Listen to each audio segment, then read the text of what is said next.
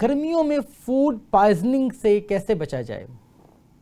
कबीर, मैंने जैसे आपको पहले भी बताया कि गलत फूड कॉम्पोजिशन जो होता है उसकी वजह से जो है फूड पॉइजनिंग होती है। राइट। जैसे कि कहा जाता है कि आपने बहुत ज्यादा खरबूजे का इंटेक किया तो उसके फौरन बाद आपने पानी पी लिया, तो आप देखते हैं कि बहुत से लोगों को फूड पॉइजनिंग होना शुरू हो जाती है। या देखा जाता है कि जिस तरह तरबूज आपने कंज्यूम किया तो उसके साथ आपने दूध सोडा कंज्यूम कर फूड पॉइजनिंग जो है वो होना शुरू हो जाती है। तो मैं यही बात कहूंगी हमेशा कि आप फूड कॉम्पोजिशंस जो हैं वो सीखें कि किस फूड के साथ आपने क्या इंटेक करना है और किसके साथ आपने क्या इंटेक नहीं करना। तरबूज के बाद आपने दूध इनटेक नहीं करना, तो यकीनन इन तमाम तर चीज़ों के हवाले से आप बड़े ज़बरदस्त अंदाज में जानती हैं। गाइड कीजिएगा कि तरबूज यो के बहुत ज़बरदस्त एक फ्रूट है और गर्मियों के अंदर सभी लोग उसको इनटेक कर रहे होते हैं। वो गर्मी भी भगाता है और यकीनन भूख भी मिटाता है और इजीली आप उसको अवेल भी कर सकते हैं। तो जानना ही चाहूँगा, एक इंडिविजुअल जब तरबूज इनटेक करता है तो उसके बाद वो क्या क्या चीज़ें इनटेक ना करे, और अगर वो चीज़ें इनटेक करना चाहे तो कितने वक्त के बाद करे?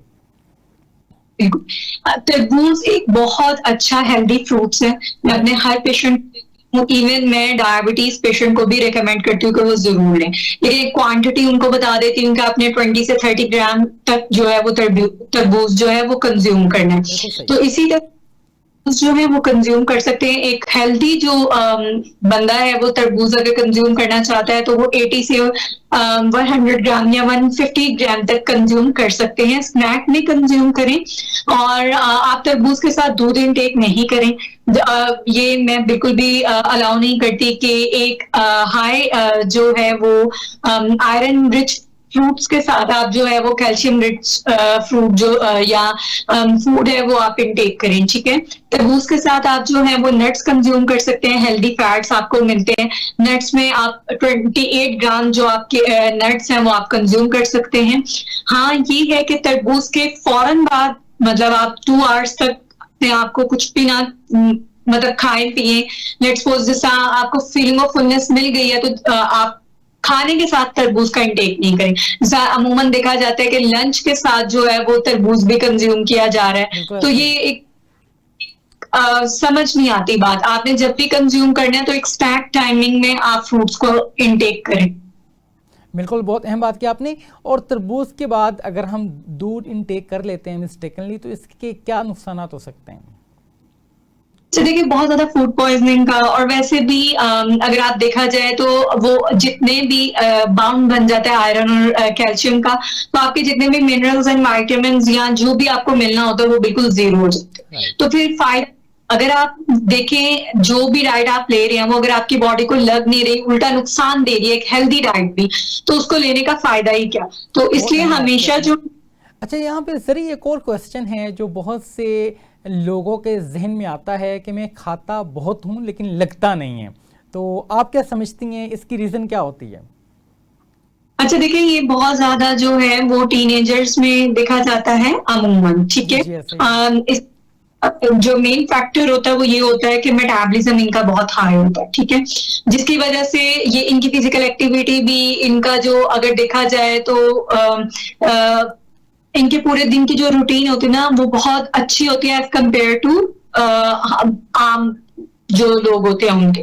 तो इस वजह से इनको ये लग रहा होता है कि ये कुछ भी खा रहे हैं तो इनको लग नहीं रहा। लेकिन एक स्पेसिफिक पीपल्स भी आते हैं जिनको वो कुछ भी खाएं तो वो लगता नहीं है, वो उनको लग रहा होता है। उनका मेटाबॉलिज्म बहुत फास्ट होता है। लोग तो दुआएं करते हैं कि हमारा मेटाबॉलिज्म फास्ट हो, हम कुछ भी खाएं पिए तो हमें लगे नहीं। एक इस तरह की जनरेशन है जो कहते हैं आके मेरे पास मैम हम पानी भी पीते हैं तो हमें लग जाता है। तो इसलिए ये कहूंगी कि अगर आप उस जनरेशन में है ना जो कुछ खाएं पिए और उनको लगता नहीं, तो आप हेल्दी जनरेशन में और आप खुश रहें। आप सब कुछ खाएं पिए लेकिन हेल्दी वे में खाएं। ये मेरा मकसद नहीं है कि आप सब कुछ खाने पीने से कि कोल्ड ड्रिंक्स वगैरह शुरू कर दें, आप जो है वो जंक फूड बहुत ज्यादा इंटेक करना शुरू कर देंगे। मेरा वेट तो नहीं बढ़ रहा। अमूमन आपका वेट तो नहीं बढ़ेगा लेकिन डिजीजेस के चांसेस आप में भी बढ़ जाएंगे। इंसुलिन रेजिस्टेंस आप में भी हो जाएगी। बहुत से लोग हमारे पास आते हैं, उनका आइडियल बॉडी वेट भी बिल्कुल ठीक होता है, वो बिल्कुल लीन होते हैं, उनके अंदर फैट का कोई कंटेंट भी नहीं होता, लेकिन फिर भी उनको हार्ट डिजीज के चांसेस होते हैं। अभी रिसेंटली मेरे पास एक क्लाइंट आए थे, तो वो कहते हैं मैं तो जो भी मुझे देखते हैं इतने पतले को हो गया। देखिए, आपने जो जितनी भी अनहेल्दी सैचुरेटेड फैट अपनी बॉडी में डाले हुए थे वो कहीं ना कहीं जाके तो स्टोर होने थे ना, तो वो आपकी आर्टरीज में स्टोर होते हैं। तो इसलिए हमेशा जो है वो हेल्दी फूड को प्रेफरेंस करें। चाहे आप लीन भी हैं, आपको डिजीजेस के चांसेस हो सकते हैं अगर आप अनहेल्दी ईटिंग हैबिट्स रखेंगे तो। बहुत अहम बात की आपने। और एक और चीज़ है डाइट के हवाले से, जैसे रिसेंटली हमने देखा कि ईद उल अज़हा के ऊपर मुस्लिम्स जो हैं वो कुर्बानी करते हैं, और बहुत से लोग जो हैं वो अपना गोश्त स्टोर कर लेते हैं, और आफ्टर 2 वीक्स या आफ्टर 3 वीक्स बल्कि आफ्टर मंथ जो है वो इनटेक कर रहे होते हैं। तो इतनी देर तक जो गोश्त हम स्टोर करते हैं वो खाने के इस गर्मी में क्या नुकसान हो सकते हैं? देखिए, अगर बार बार आपका फ्रीजर जो है वो जिस तरह लाइट जा रही है और बहुत ज्यादा एकदम से वो डिफ्रोस्ट हो जाता है, फिर से अब लाइट आती है, अगर बहुत ज्यादा 8-9 घंटे लाइट जा रही है कॉन्टिन्यूस, तो वो वाले गोश्त अगर वो बिल्कुल डिफ्रोज हो गया, उसमें पानी आ गया है, तो उसमें बैक्टीरिया ग्रो कर जाएगा। तो आप इस तरह के गोश्त को ना करें। अगर आपका गोश्त बिल्कुल फ्रीज ही है, कोई पानी उसके अंदर नहीं आया, तो आप उसको कंज्यूम कर सकते हैं। मैं यही कहूंगी कि हमेशा जो ईद का गोश्त है वो विद इन फ्यू डेज में या 15 डेज में खत्म कर दें। आपके फ्रिज में से वो खत्म हो जाना चाहिए, क्योंकि जिस तरह का गर्मी का इन्वायरमेंट है और जिस तरह की हमारे यहाँ लोड शेडिंग होती है, वो आपको फूड पॉइजनिंग की तरफ भी लेके जाती है, और वैसे भी मल्टीपल आपको इश्यूज हो सकते हैं। डायरिया हो सकता है, आपको डिफरेंट फूड एलर्जीज हो सकती हैं। तो इसलिए एज सुन एज पॉसिबल आप खा लें तो ज्यादा बेहतर है। तो ये हम कैसे गेस कर सकते हैं कि जो इसके अंदर बैक्टीरिया है वो ग्रो कर गया है कि नहीं? इसका कोई सिम्टम्स अगर आप शेयर कर सकें।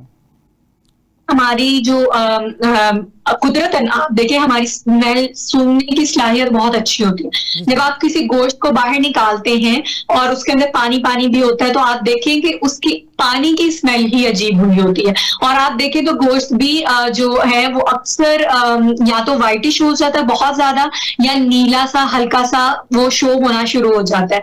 तो जब आपको इस तरह की कंडीशन आपकी मीट की समझ आना शुरू हो जाए, आप उसको फौरन जो है वो जाया कर दें, उसको हेल्थ को कॉम्प्रोमाइज करके उसको मत पकाएंगे। पकने से इसकी स्मेल चली जाएगी या ये वो, आप जाया मत करें और अपने ऊपर तजुर्बात मत करें। बहुत अहम बात की आपने। यकीनन गर्मियों के अंदर बड़े ज़बरदस्त फ्रूट हैं जो अल्लाह तबारक व तआला ने हमें अता फरमा रखे हैं, जैसे आम जो कि फलों का बादशाह भी है। बहुत से डायबिटिक पेशेंट हैं जो आम खाना चाहते हैं, क्या वो आम खा सकते हैं या अवॉइड करना ही बेटर है? देखिए, कभी हर एक की कंडीशन डिफरेंट होती है। मैं ऑन स्ट्रीम आके ये बात नहीं कह सकती कि जी हाँ आप खा सकते हैं। हाँ जी, खा सकते हैं, लेकिन अपनी कंडीशन को देखकर।